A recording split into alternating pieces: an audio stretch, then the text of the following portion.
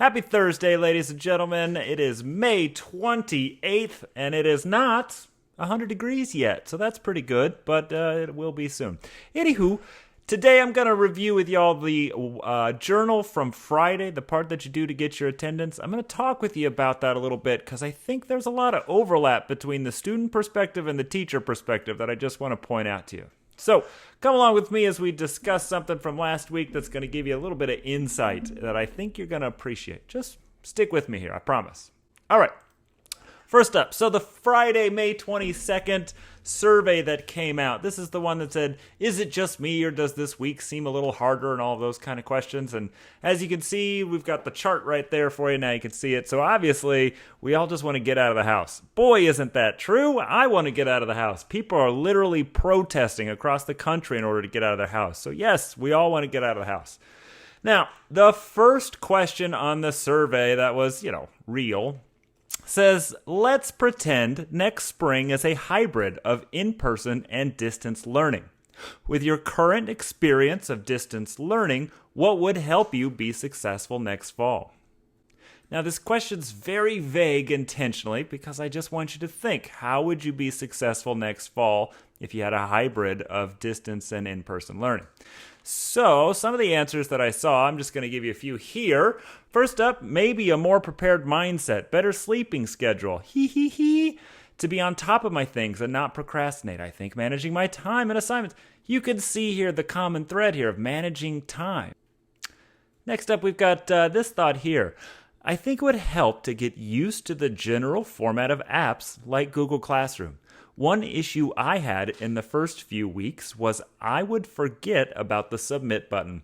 It was my fault, and I just need to get used to things like that. I do, however, also have issues with Google Classroom, such as assignments not showing up on my phone and general bugs and glitches. It seems that these issues are being resolved over time, though, and will hopefully be better next year.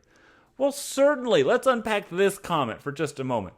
I've never used Google Classroom. Most of you have never really used Google Classroom. I know some of you have, but to lean on it like we are in distance learning, we've never done that. So, of course, we've got to be patient with ourselves. We've got to take our time. And while we can argue that there's been challenges lately, it's also important to recognize that we're just trying to figure it out. That's all we're doing at this moment.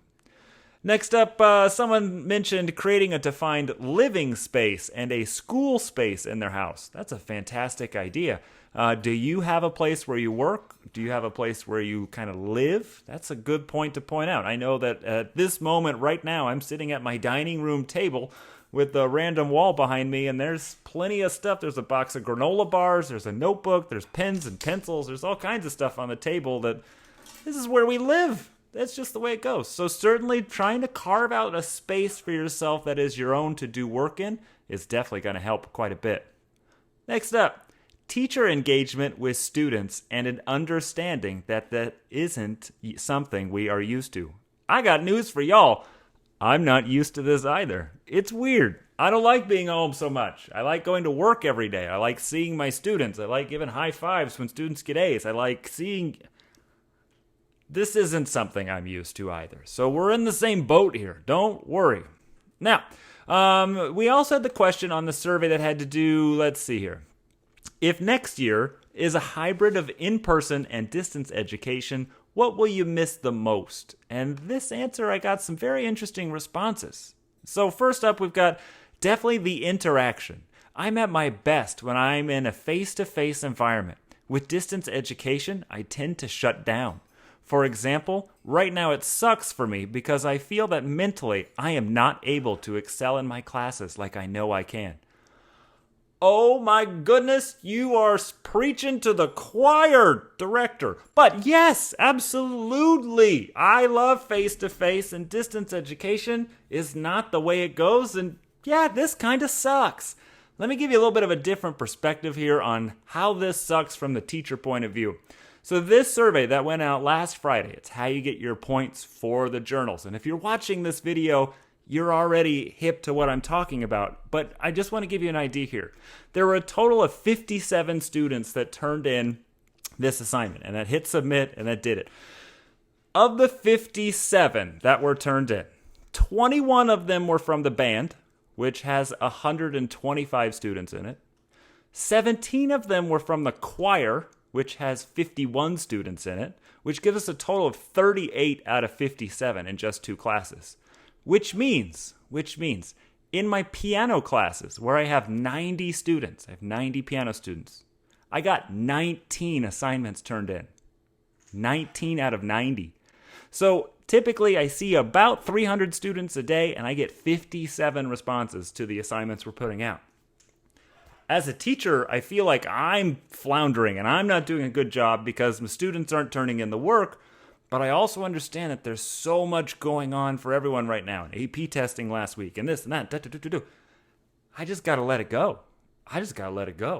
But as we move into next year and as we move into distance education in the future, how can we set ourselves up to be more successful?